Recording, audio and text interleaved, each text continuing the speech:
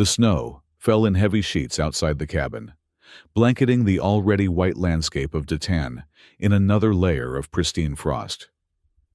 Kevin stood by the window, watching the flurries dance in the blue-tinted darkness. His breath fogged the glass as he sipped from a mug of synthetic coffee, bitter and metallic like everything else on this forsaken outpost. His cabin sat deep in the ice forest, isolated by choice. It had been 3 years since the Rex War, 3 years since he had packed away his field surgeon insignia and the memories that came with it. Now, the small medical bay adjacent to his living quarters collected dust, its equipment powered down and silent, just how he preferred it. The scanner on his desk beeped softly. An anomaly. Kevin frowned. He hadn't used the equipment in months, but he kept it on out of habit. A remnant of his battlefield days, when a sudden signal could mean the difference between life and death. Approaching the device, he noted an unusual heat signature moving through the forest, approximately half a kilometer away. Too large for local fauna, too erratic for a patrol. Probably just equipment malfunction, he muttered, tapping the scanner's display. Yet, the signal persisted, growing stronger and more concentrated. He reached for the cabinet above his workstation, fingers brushing against the cool metal of his pulse pistol. Old habits. His medbay remained as he had left it months ago, sterile, equipped with basic surgical tools, a diagnosis scanner, and a treatment table. The white LED lights flickered on automatically as he entered, casting harsh shadows across the room. Everything was in its place, waiting for patients who would never arrive. Kevin preferred it that way. Treating others meant getting close, getting involved. And involvement meant pain. As the night deepened, Kevin felt the weight of solitude press down upon him. It was a familiar burden, almost comforting in its constancy. The Rex War had taken everything from him: colleagues, friends, purpose. Now, in this frozen exile, he found a semblance of peace in the emptiness. The scanner beeped again, more urgently this time. The signal was closer, practically at his doorstep. Kevin's hand instinctively moved to his pulse pistol. Living on the galaxy's edge, one couldn't be too careful, especially with the fragile truces between humans and the various alien species that frequented this sector. Then, at precisely 2:41 a.m., his world exploded. Glass shattered as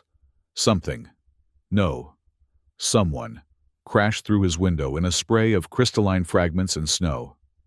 The impact was so violent that Kevin was thrown backward, colliding with the wall as a blur of blue-tinted skin and reflective armor tumbled into his living space. "Don't shoot!" a voice gasped, feminine but alien in its cadence. "I need you!" Kevin steadied himself, pulse pistol aimed at the intruder, finger hovering over the trigger. His eyes widened as they adjusted to the scene before him. A Zeri woman lay crumpled on his floor, her tall, athletic frame bent in obvious pain. Her metallic blue skin glistened with sweat, despite the freezing air rushing through the broken window. She wore a bio-armor suit, a living second skin that hugged her body like liquid metal. But something was clearly wrong. The suit pulsated with an unnatural rhythm, and the woman's legs were splayed awkwardly, her back arched in apparent agony. "Who are you?" Kevin demanded, not lowering his weapon. "How did you find this place?" "Please," she gasped, her voice strained. "I'm Suena. I tracked. Medical signature." Her eyes, large and silvery with no discernible pupils, fixed on him with desperate intensity. "You're a doctor. I need treatment." Kevin's medical training kicked in before his caution could protest. The woman, Suena, was displaying clear signs of extreme physical distress. Her breathing was labored, her skin flushed with an abnormal purple hue that indicated dangerous overheating in Zeri physiology. "What happened to you?" he asked, lowering his weapon slightly, but maintaining distance. Suena attempted to stand but collapsed, a pained cry escaping her lips. can't walk. The swelling between my legs. She gestured weakly to her lower body, where Kevin now noticed an alarming distension pushing against her bioarmor. Combat flare. Gone wrong. Medical curiosity overrode Kevin's reservations. He'd treated Zeri soldiers during the war, knew their unique physiology, but he'd never seen a reaction this severe. Setting his weapon aside, he approached her cautiously. "I need to get you to the med bay," he said, clinical detachment settling over him like a familiar cloak. When he touched her arm to help her up, he jerked back immediately. Her skin was burning hot, far beyond normal Zeri body temperature. "How long have you been like this?" he demanded, medical alarm bells ringing in his mind. "Hours," she whispered. "Enhancer. Black dose. Uncut. Too much." Her words came in painful bursts. "If you don't help me, 5 minutes. I die." The gravity of her condition hit Kevin like a physical blow. The Black Dose was a notorious combat enhancer used by Zeri forces, designed to heighten adrenaline and combat performance. But it came with a dangerous side effect, a post-combat flare, when the body's temperature spiked and specific glands overloaded. For Zeri physiology, this normally resulted in a regulated release through specific biological processes. But an uncut dose, that was military grade, meant to push soldiers beyond normal limits. If her flare had been triggered hours ago and remained unresolved, "Can you move at all?" he asked, already calculating the fastest way to get her into the medbay. She shook her head, face contorting with pain. "Can't. Stand. Can't. Walk." With a decisive motion, Kevin holstered his weapon and bent down, sliding one arm under her knees and another behind her back. He staggered slightly under her weight. Zeri were denser than humans due to their different muscular structure, but managed to lift her. The contact with her overheated skin burned through his clothing, but he gritted his teeth and carried her into the medbay, laying her carefully on the examination table. Her bioarmor pulsed with her rapid heartbeat, the metallic blue material stretching ominously over the swollen area between her thighs. "I need to scan you," Kevin said, activating the medical systems that had lain dormant for so long. The equipment hummed to life, screens flickering with diagnostic parameters. He ran the handheld scanner over her body, focusing on the distended area. The readings flashed red across the screen. 107 degree Hth body temperature. Dangerously high, even for a Zeri. Heart rate at 210 beats per minute. Tissue pressure in the pelvic region critical and rising. "What happened exactly?" Kevin asked as he worked, gathering emergency cooling packs from a storage unit. Suena's silver eyes locked onto his. "Pelvic gland overload," she managed between labored breaths. "When adrenaline peaks, our biology triggers release through mating. But the enhancer, it's blocked the cooling mechanism." Kevin had encountered this phenomenon before. It was a known aspect of Zeri physiology. Their species had evolved a unique system where intense combat stimulation would trigger reproductive processes as a survival mechanism, ensuring genetic continuity in dangerous situations. The Zeri Empire had weaponized this natural response, using bioarmor and chemical enhancers to control their soldiers. "I need to remove your armor," he said, already examining the complex living material for its seams. "It's constraining the swelling and making everything worse." "Yes," she hissed, "but careful. It's bonded. Neural pathways." Kevin nodded grimly. Bioarmor wasn't just worn. It integrated with the user's nervous system. Removing it improperly could cause severe neural damage or even death. He located the first seam along her left hip and applied gentle pressure, using techniques he remembered from treating wounded Zeri soldiers. The armor resisted at first, then began to part beneath his fingers, peeling back to reveal intensely hot blue skin beneath. Suena gasped as the first piece loosened, but there was no relief in her expression. More, she pleaded. All of it. Off. Kevin continued to the second seam along her right thigh. As he opened it, a rush of heated fluid leaked from beneath the armor, and Suena cried out in pain. The scanner's alarms intensified. Her core temperature was still rising, now at 108 degrees. It's not enough, Kevin muttered, hands working faster. The third seam, the lower abdominal one. I need to open it completely. He moved his hands to the central seam of the armor, the one directly covering the swollen area between her legs. As the living material parted beneath his touch, Kevin was confronted with the full extent of Suena's condition. Her genital region was severely distended, the normally sleek blue tissue now angry purple, veins visibly pulsating beneath the surface. The scanner beeped urgently. Thermal drive, 110 degree aware. Approaching the threshold that would lead to fatal heat stroke, even in a Zeri. What was in that enhancer? Kevin demanded, applying cooling packs to her exposed skin. Black dose. Uncut. Suena gasped. 10 times. Standard potency. The Empire uses it. For special missions. My endocrine system. Out of control. Kevin's mind raced. The cooling packs weren't doing enough. Her temperature continued to climb. With normal Zeri flare reactions, the biological solution was straightforward. Release through mating or similar stimulation, which would trigger the body's natural cooling mechanisms. But with such a powerful enhancer in her system, there's only one way, Suena said. Her voice, suddenly clearer, as she seemed to summon her remaining strength. Skin-to-skin contact, direct, to draw out the heat. Release pressure. Kevin froze, understanding immediately what she was suggesting. Direct physical contact, intimate contact, was the only way to trigger the release mechanism that would bring her temperature down and reduce the dangerous swelling. I can't, he began. If you don't touch me, Suena cut him off, silver eyes boring into his. I die. Kevin's professional ethics warred with the reality before him. He had sworn to heal, to save lives.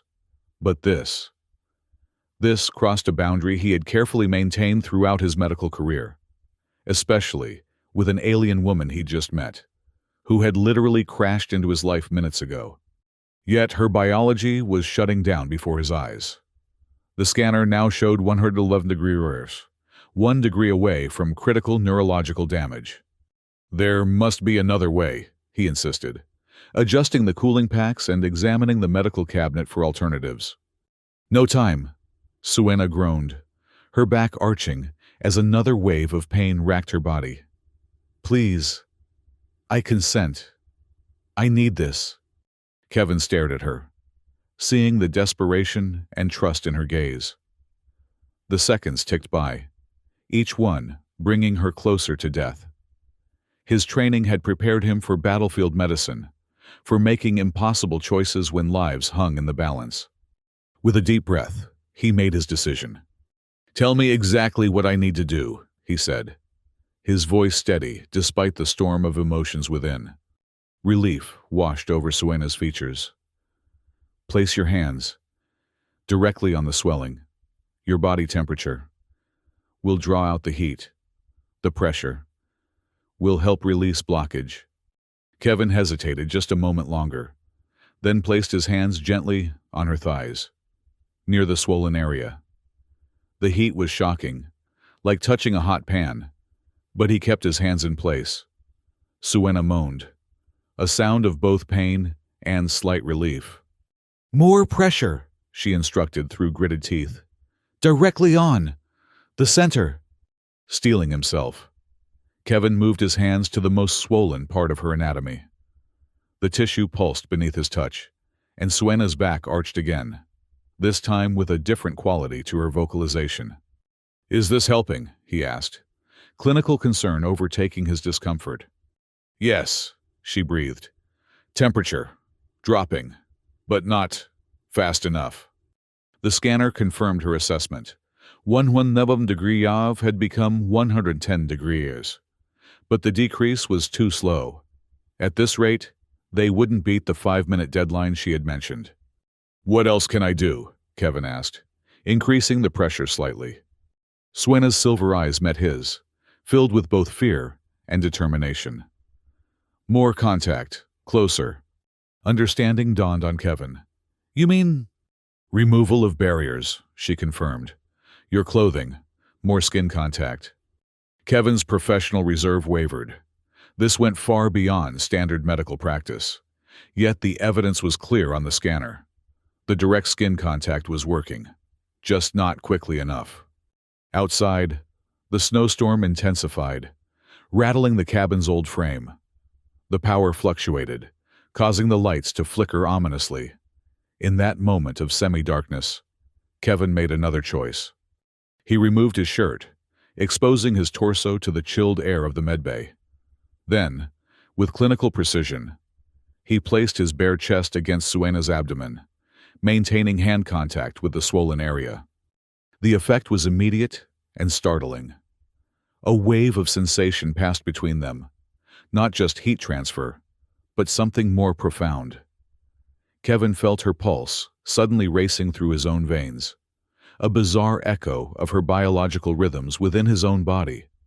"What's happening?" he gasped, nearly pulling away from the strange connection. "Imprint," Suena explained, her voice stronger now. "Zeri biology connects with compatible partners. Temporary neural bridge."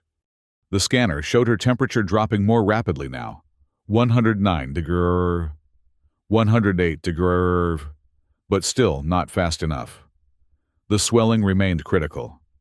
"It's working," Kevin acknowledged. "But we need to accelerate the process." Suena nodded, a new urgency in her expression. "The bioarmor. Remove the rest, all of it." Kevin hesitated. "That would expose—" "I know," she cut him off. "No choice." With careful movements, Kevin began removing the remaining sections of the bioarmor. Each piece required precise pressure at specific points, the living material resisting separation from its host. As more of Suena's blue skin became exposed, the heat radiating from her body intensified the room's temperature. The bioarmor finally released its grip on her lower body completely, revealing the full extent of the swelling. Without the constraining material, the affected tissue expanded further, angry purple against metallic blue. "Scanner says your thermal drive is down to 107 degree mesh," Kevin reported. "It's working, but too slowly." Suena grabbed his wrist suddenly, her grip surprisingly strong. "More," she insisted. "Closer contact." Kevin understood what she was asking. Medical necessity warred with personal boundaries, professional ethics with the immediate need to save a life. In his years as a field surgeon, he had made countless difficult decisions, but none quite like this. "Are you certain?" he asked, needing her explicit consent. "Yes," she replied without hesitation. "My life, in your hands." With a deep breath, Kevin removed his remaining clothing. The clinical part of his mind noted the extreme nature of the treatment, while another part, a part he had long suppressed, acknowledged the strange intimacy of the moment. He positioned himself carefully, maintaining maximum skin contact while applying precise pressure to the swollen tissues. The imprint sensation intensified dramatically, her elevated pulse seemingly synchronizing with his own heartbeat. Suena gasped, her back arching as the first real signs of relief crossed her features. "It's working," she breathed. "The pressure. Releasing." The scanner confirmed her assessment. 106 degrees Celsius. 105 degrees Celsius. Her body temperature dropping steadily now. The angry purple of the swollen tissue began to fade, returning to a more normal blue hue. Yet, even as physical relief began to manifest, a new complication arose. The intense skin-to-skin contact was creating an unexpected response in both of them. The imprint wasn't merely a biological connection. It carried emotional resonance as well, a sharing of sensation and feeling that transcended the physical. Kevin found himself experiencing echoes of Suena's relief, her gratitude, and something else, a pull toward her that had nothing to do with medical necessity.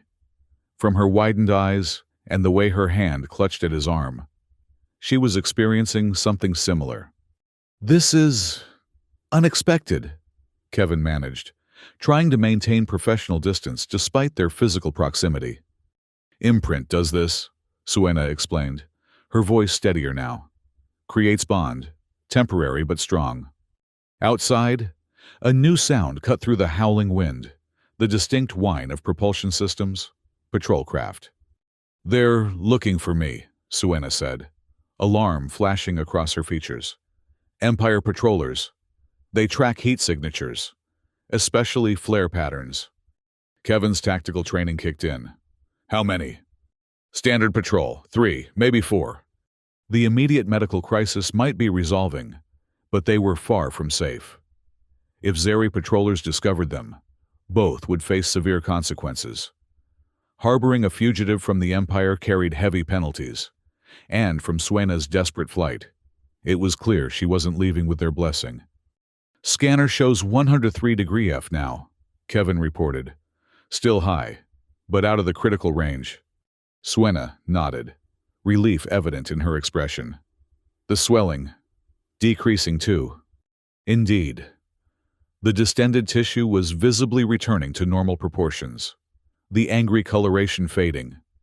The immediate life-threatening crisis was passing. But Kevin knew from experience that her system would remain vulnerable for hours, possibly days. "We need to move," he said, already planning their next steps. "Once you're stable enough, we'll go to the bunker beneath the cabin. It's shielded from thermal scanning." Suena reached up suddenly, her hand cool against his cheek, a marked change from her burning touch earlier. "Thank you," she said simply. "You saved my life." The moment stretched between them, charged with the lingering effects of the imprint and the intensity of shared crisis. Then, without conscious thought, Kevin found himself leaning down, his lips meeting hers in a kiss that had nothing to do with medical treatment. The contact sent a shock through his system, the imprint flaring to new intensity. Suena responded with equal fervor, her arms encircling him, pulling him closer. For a moment, they were lost in the connection, the years of Kevin's isolation dissolving in the heat between them. Then reality intruded. The scanner beeped, showing a final drop to 101°, and the sound of patrol craft grew louder outside. Kevin pulled back, conflicting emotions warring within him. "I'm sorry," he began. "That was necessary," Suena finished for him, a small smile playing at the corners of her mouth despite the danger they faced. "And welcome." The moment of crisis had passed, but Kevin knew they had entered dangerous new territory, both with the approaching patrollers and the unexpected bond forming between them. The swelling that had kept Suena from walking had been treated. But the consequences of that treatment were only beginning to unfold. As Kevin helped Suena to her feet, testing her ability to stand and walk, he realized that his self-imposed exile had ended the moment she crashed through his window.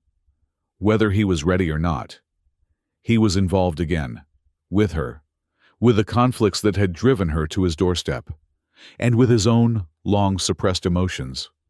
The snow continued to fall outside, but within the cabin, everything had changed. The patrol craft's engines grew louder, their searchlights cutting through the snowfall outside. Kevin moved with practiced efficiency, gathering essentials while supporting Suena's still unsteady frame. "Can you walk?" he asked, noting how she leaned heavily against him. "Better," she confirmed, taking experimental steps. Not perfect, but functional. The swelling had reduced significantly, but her gait remained compromised. Kevin knew her body would need time to fully recover from such an extreme flare event. "The bunker entrance is in the storage room," he explained, guiding her through the cabin. "We need to move quickly." As they passed through the living area, the broken window admitted both snow and the probing beams of patrol searchlights. Kevin ducked instinctively, pulling Suena down with him. "They're using behavioral trace scanners," she whispered, her body tensing against his. They can detect imprint patterns. Kevin frowned. Imprints can be tracked? Yes. The neural synchronization emits a distinctive energy signature, especially fresh ones. This complicated matters. If the patrollers could track their imprint, hiding might not be enough. They would need to mask the signature somehow. Keeping low, they made their way to the storage room. Kevin activated a concealed panel, revealing a narrow staircase leading downward. The bunker had been part of the original outpost design, meant as a shelter during Detan's periodic ice storms. Kevin had maintained it out of habit, stocking it with supplies and emergency equipment. As they descended into the dimly lit space, the sound of the patrol craft faded slightly. The bunker's walls were reinforced with signal-dampening materials, offering some protection from scanning technology. The space was modest but functional, a small sleeping area, medical supplies, preserved rations, and a heating system independent from the main cabin. Kevin helped Suena to the cot, where she sat with visible relief. "I need to check your vitals again," he said, retrieving a portable scanner from a shelf. The reading showed continued improvement, 99.8 degrees, approaching normal Zeri body temperature. The swelling had reduced by approximately 70%, though some distension remained. "You'll need regenerative fluids," Kevin said, preparing an infusion. "Your electrolyte balance is still critical." As he worked, Suena watched him with curious intensity. "You have experience treating Zeri," she observed. "During the war?" Kevin nodded, a flash of unwelcome memories surfacing. "I was a field surgeon with the Galactic Coalition, served on 3 fronts during the Rex War." "And now you hide in the ice forest," she stated without judgment. "Why?" Kevin's hands stilled momentarily. "I saw too much, did too much." He resumed, preparing the infusion. "Some wounds never heal, so I stopped trying." Suena accepted this with a nod. "We all carry scars from that time." As he administered the infusion, Kevin found himself studying her more carefully. Without the distraction of immediate crisis, he noted the intricate markings on her blue skin, not tattoos, but natural patterns unique to each Zeri individual. Hers swirled across her shoulders and down her arms, reminiscent of flowing water. "The Empire," he began cautiously. "They were looking for you specifically. Why?" Suena's expression darkened. "I was chosen as a gift. Their term, not mine. The Empire wanted to forge a biological alliance with a neighboring system. I was to be the vessel." Kevin's stomach twisted with understanding. The Zeri Empire's biological diplomacy was notorious, using individuals with compatible genetic markers as living treaties. Their biology modified to create permanent bonds with other species. "You escaped instead," he concluded. "I stole a biosuit and enhancer," she confirmed. "But I miscalculated the dose. I thought I needed the maximum to evade pursuit. I didn't anticipate the flare would be so extreme." Above them, the sounds of the patrol craft circled closer. Despite the bunker's shielding, a particularly powerful scan might detect them, especially with their imprint signature still fresh. "How long until they give up?" Kevin asked.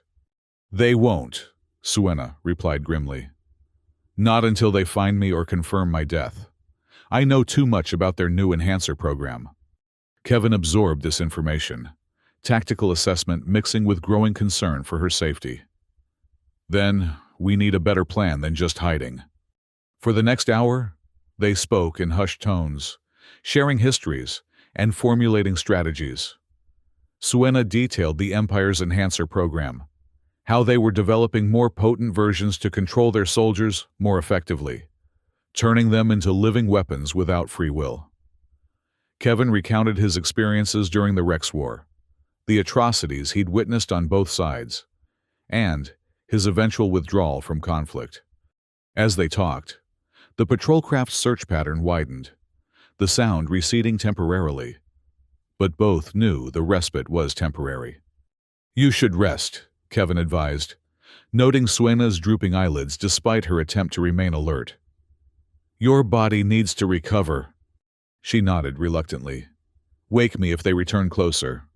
Kevin watched as she settled onto the cot, her breathing quickly evening into sleep. The crisis, the enhancer's effects, and her flight had exhausted her completely. Even in sleep, she remained striking, alien, yet somehow familiar after their intense connection. While she rested, Kevin inventoried their supplies and considered their options. The patrollers would eventually widen their search to include ground inspections. When that happened, the bunker wouldn't suffice. His mind turned to possible escape routes. The nearest settlement was 3 days' journey through the ice forest, too far in Suena's weakened condition. His emergency beacon could summon coalition forces, but that would mean explaining Suena's presence, potentially exposing her to different, but equally unwelcome authorities. The imprint complicated matters further. Though fading gradually, its effects lingered. He could sense her presence even while she slept, a ghost of her consciousness brushing against his. It created a connection he hadn't experienced in years, breaking through the emotional walls he'd carefully constructed. After 3 hours, Suena stirred, looking more refreshed though still clearly recovering. Kevin offered her water and nutrition supplements, formulated for Zeri physiology, another remnant of his military days. "The patrol?" she asked immediately. "Still searching, but farther out. They'll return, though." Suena nodded, then winced suddenly, her hand going to her lower abdomen. "What is it?" Kevin asked, instantly alert. "Something feels wrong," she said, concern evident in her voice. "A pulling sensation. Here." She indicated a spot just below her hip bone. Kevin retrieved the scanner, running it over the area she indicated. What he saw made his blood run cold. "There's a locator chip," he said quietly. "Still active, embedded in your tissue." Suena's eyes widened. "Impossible. I checked for trackers before I fled." "This one's different," Kevin explained, showing her the scan. "It's not a standard tracker. It's integrated with your biosignature, nearly indistinguishable from your own tissue. They must have implanted it when I was sedated for enhancement calibration." Suena realized, anger flashing across her features. "That's why they're so persistent. They're not just searching randomly." The implications were clear. As long as the chip remained active, the patrollers would eventually find them, no matter how well they hid. "Can you remove it?" Suena asked, her gaze intense. Kevin studied the scan carefully. "It's risky. The chip is intertwined with a major nerve cluster. One wrong move could cause permanent damage or worse. And if we leave it?" "They find us. Soon." Suena's decision was immediate. "Remove it. I trust your hands." The procedure would require precision. Kevin wasn't sure he still possessed. His surgical skills had lain dormant alongside his medical equipment, unused for 3 years. But the alternative was capture, or a desperate flight through the frozen wilderness that Suena might not survive in her condition. "I'll need to prepare," he said, moving to the bunker's medical supplies. "And you need to understand the risks. If I damage the neural cluster, you could lose sensation or motor function in your lower body. Permanently." "I understand," Suena replied without hesitation. "Freedom with risks is better than captivity with certainty." Kevin gathered the necessary tools: a portable surgical array, neural stabilizers, microforceps designed for Zeri tissue. As he worked, the connection between them hummed with shared tension and determination. The sound of patrol craft returned, closer now, systematically sweeping the area. "We don't have much time," Suena observed, lying back on the cot as Kevin prepared a localized anesthetic. "This will numb the area," he explained, "but you'll remain conscious. I need you to stay absolutely still." As he administered the injection, their eyes met.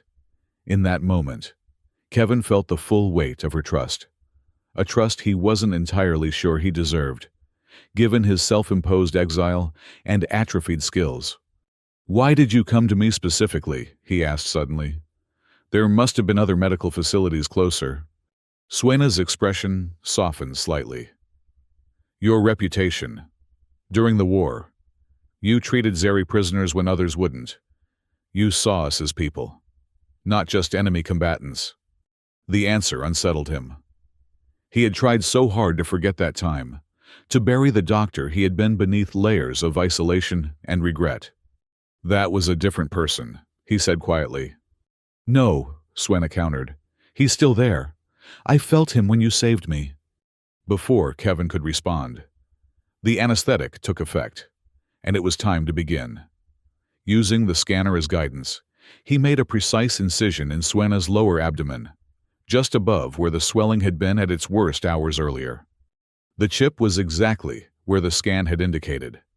A thumbnail-sized disc of living metal, pulsing with the same rhythm as Suena's heartbeat. Its tendrils extended into the surrounding tissue, intertwined with nerve fibers in a way that made simple extraction impossible. "I can see it," Kevin reported, his voice calm despite the challenge before him. "It's integrated more deeply than I expected." Suena remained perfectly still. "Can you remove it?" "Yes, but I'll need to separate it fiber by fiber. It will take time." The patrol craft sounded again, alarmingly close now. They were running out of that precious commodity. Kevin focused entirely on the delicate work before him, his world narrowing to the surgical field and the minute movements of his hands. Each tendril required careful separation, the living metal resisting detachment from its host. As he worked, the imprint between them intensified again, whether from their physical proximity or the stress of the moment. He couldn't tell. He could feel echoes of Suena's discomfort, her determination, her fear.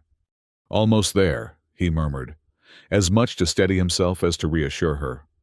The final connections were the most challenging, wrapped directly around a major nerve bundle.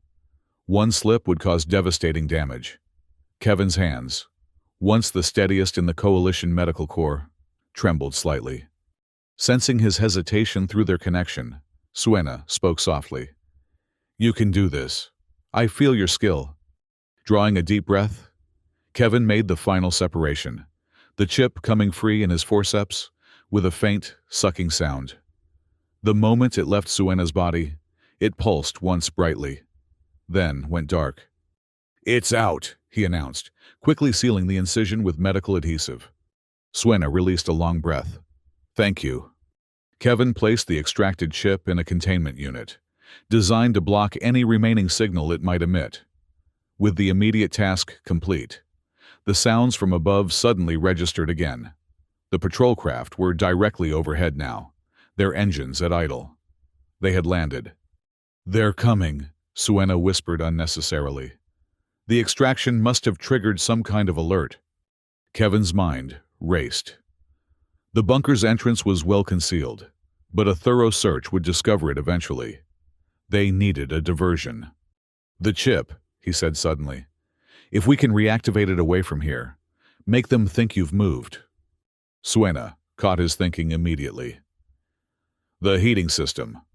If we attach it to a drone or animal, send it away from the cabin." "They'll follow the stronger signal," Kevin finished, already moving to the equipment storage.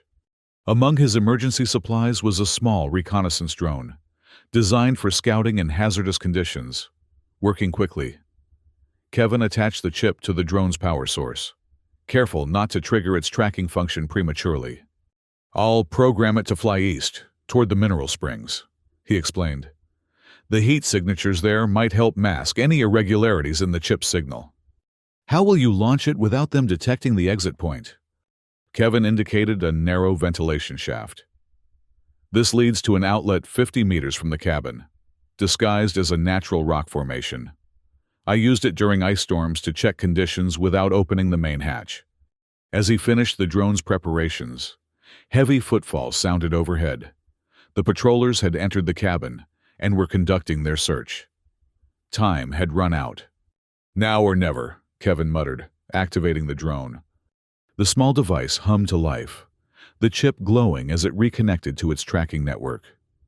Kevin guided it into the ventilation shaft, then sealed the entrance behind it. For several tense minutes, they waited in silence, listening to the methodical movements above. Drawers opened and closed. Furniture scraped across floors. Commands were issued in clipped Zeri military dialect. Then, abruptly, a change. Excited voices. Orders shouted with renewed urgency. The footsteps receded rapidly, followed by the whine of patrol craft engines powering up. "It worked!" Suena breathed as the sound of the departing craft faded into the distance. "They took the bait!" Kevin allowed himself a moment of relief, but he knew better than to celebrate prematurely. "They'll realize it's a decoy eventually. We bought time, not safety." Suena nodded in understanding. "Enough time for me to recover my strength. Then we decide our next move." As the adrenaline of the moment receded, Kevin became acutely aware of their situation, not just the immediate danger, but the unexpected bond that had formed between them. The imprint continued to fade naturally, but something else remained. Something that had nothing to do with Zeri biology, and everything to do with shared crisis and connection. "You should rest again," he advised, checking her vitals one more time. "The procedure was minor, but your body is still recovering from the flare." Suena caught his hand as he moved a step away. "Stay," she requested simply. "The imprint. It's easier when you're close." Kevin hesitated only briefly before sitting beside her on the cot. As their shoulders touched, the now familiar sensation of their connection hummed between them, comforting in its strange intimacy. "When this is over," Suena said quietly, "what will you do? Return to your solitude?" The question struck deeper than she could know. Until her arrival, Kevin had seen his future as an unbroken line of empty days, a penance for the lives he couldn't save during the war.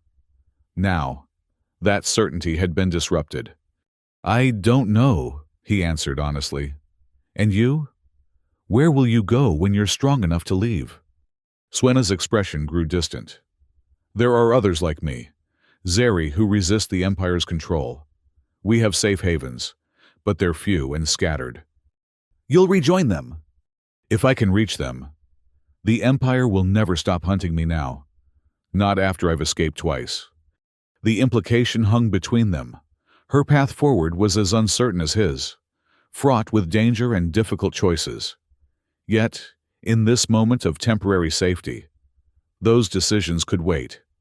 As the bunker's heating system hummed softly in the background, they talked of smaller things, the strange beauty of Datan's ice forests, the foods they missed from their respective homeworlds, the constellations visible from different planets they had visited. Normal conversation, almost mundane, yet precious in its normalcy. Eventually, Suena drifted to sleep again, her head coming to rest against Kevin's shoulder. He remained awake, listening for any sign of the patroller's return. But the bunker remained quiet, insulated from the howling storm that had begun raging outside. In that stillness, Kevin confronted the truth he had been avoiding. His self-imposed exile had never been about healing or finding peace. It had been about punishment, punishing himself for the lives lost under his care during the war, for the compromises he had made in the name of following orders, for his inability to prevent the suffering he witnessed daily. Suena's appearance had forced him to be a doctor again, to make difficult choices for the right reasons. And in doing so, she had inadvertently shown him a path back to himself, not the idealistic young surgeon who had enlisted with the coalition, nor the hardened battlefield doctor who had seen too much, but someone new, someone who might, eventually, forgive himself. As the storm raged above and Suena slept beside him, Kevin allowed himself to consider a future different from the lonely vigil he had planned. It was a dangerous thought, laden with potential for further pain and loss. But for the first time in 3 years, it was also filled with possibility. 3 weeks passed in a strange, suspended state. Not quite peace, but a respite from immediate danger. The patrollers had not returned to the cabin, suggesting their ruse with the chip had been at least partially successful. During this time, Suena's strength returned gradually. The swelling disappeared completely, her movements regaining their natural grace. The incision where Kevin had removed the locator chip healed without complication, leaving only the faintest mark on her blue skin. The imprint between them faded, as expected, the intense biological connection diminishing until only the echo of it remained. Yet in its place grew something else, a bond formed through shared danger and quiet moments in the bunker, through stories exchanged and silences comfortably endured. They had emerged from the bunker after the third day. Once Kevin was confident the initial search had truly moved on. The cabin had been thoroughly ransacked by the patrollers, equipment broken, and furnishings overturned in their frustrated search. Together, they had restored order to the space, repairing what could be fixed and discarding what couldn't. Now, on the 21st day since Suena had crashed through his window, Kevin found himself in the medbay, reinstalling equipment the patrollers had damaged. His fingers moved with renewed confidence over the familiar technology, muscle memory returning as he reconnected circuits and calibrated scanners. He had also begun checking his weapons, a precaution against the patrollers' potential return, but also preparation for what they both knew was coming. Suena couldn't stay hidden forever, and Kevin couldn't return to his solitary existence. Not now. The absence of Suena's presence in the cabin that morning left a palpable void. She had departed before dawn, saying only that she needed to confirm something in the forest. Kevin had learned not to question her need for occasional solitude. Her recovery wasn't merely physical, but psychological as well. A reclaiming of autonomy after the Empire's attempt to control her biology. Still, as the hours passed without her return, concern gnawed at him. Had the patrollers returned? Had she decided to leave without goodbye, sparing them both the pain of parting? Just as these thoughts threatened to overwhelm him, the pulse beacon they had established, a simple signal Suena could trigger from a distance, activated once, then again. Their code for safe return. Relief washed through Kevin as he moved to the cabin's entrance, opening the door to the crisp winter morning. The storm had passed days ago, leaving the landscape transformed, pristine snow blanketing everything, trees glittering with ice crystals, the sky a clear, pale blue. At the forest's edge, a figure emerged, Suena, walking steadily through knee-deep snow. Her bio-armor, partially repaired over the past weeks, was now tattered beyond salvation, exposing patches of blue skin to the cold. But she moved with purpose, her silver eyes fixed on the cabin, on Kevin. As she approached, he saw that she carried something in her hand, the locator chip, now completely inert, its metallic surface dull and lifeless. "You destroyed it," he observed as she reached him. Suena nodded, a smile playing at the corners of her mouth. "You said I would return. I have." The simple statement carried weight beyond its words, an acknowledgement of trust given and kept, of choices made not out of necessity but desire. They stood for a moment in the doorway, the cold air swirling around them, neither quite ready to cross the threshold into whatever came next. Then Suena spoke again, her voice firm with new resolve. "I'm not running anymore." Kevin studied her face, seeing determination where uncertainty had been before. "What changed?" "I received a transmission from my contacts. The Empire's Enhancer program has expanded. More Zeri are being forced into service, their biology weaponized without consent. They need someone who understands the technology from the inside." "You're going to fight back," Kevin concluded, understanding immediately. "Yes." Her gaze held his, unwavering. "Will you come with me?" The question hung between them, monumental in its simplicity. It meant leaving the sanctuary he had built, returning to a galaxy of conflict and pain. It meant risking not just his life, but his heart. already more engaged than he had allowed in years.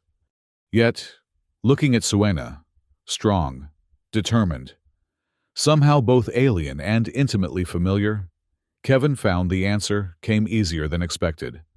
"I'll go with you," he said, the words a promise and a liberation. Relief and joy flashed across Suena's features, quickly tempered by the reality of what lay ahead. "It won't be safe. The Empire has resources. Reach—" "I know," Kevin interrupted gently. "I've been in wars before. This is different, more personal. All the more reason not to face it alone." Suena stepped forward then, closing the distance between them. Her hand, cool and smooth, cupped his cheek in a gesture that had become familiar over their weeks together. "The imprint has faded," she said softly, "but something remains." "Something better," Kevin agreed, covering her hand with his own. "Something chosen." Their kiss was different from the desperate one they had shared during the crisis. Slower, deliberate, a confirmation rather than a revelation. When they parted, both knew that whatever came next, they would face it together. Later that day, as the winter sun began its early descent, they loaded Kevin's transport vehicle with supplies and equipment. The small hover sled wasn't designed for long-distance travel, but it would get them to the nearest transport hub, where they could arrange passage off-planet. As Kevin secured the last crate, he cast a final glance at the cabin that had been his refuge and prison for 3 years. He felt no regret at leaving it behind, only a curious lightness, as if setting down a burden he had carried too long. Suena joined him, following his gaze. "Will you miss it?" Kevin considered the question. "No," he answered truthfully. "It served its purpose." And what purpose was that? Waiting, he realized, though I didn't know it at the time. Suena's smile was understanding. "Sometimes we find exactly what we need, even when we're looking for something else entirely." As they boarded the hover sled, the path ahead stretched white and unmarked before them, a blank canvas of snow leading toward an uncertain future. The Zeri Empire would not yield easily. The path would be dangerous, fraught with obstacles both expected and unforeseen. Yet as Kevin engaged the engines and the sled began to move forward, he felt more alive than he had in years. The swelling that had kept Suena from walking had been treated, but in the process, something else had been healed. Something in him that had been broken long before she crashed into his life. The winter sun caught the ice crystals on the trees, transforming the forest into a cathedral of light. Behind them, the cabin grew smaller, a diminishing point in the vast white landscape. Ahead lay challenge, purpose, and the unknown. Kevin reached across the space between them, his hand finding Suena's. Their fingers intertwined, 5 human digits against 4 Zeri ones, different yet perfectly matched. "Ready?" he asked. Suena's silver eyes met his, bright with determination and something deeper. "Ready." Together, they accelerated into the future, leaving parallel tracks in the snow that stretched toward the horizon. 2 paths merged into one, leading away from isolation and toward whatever awaited them beyond the ice forest's edge.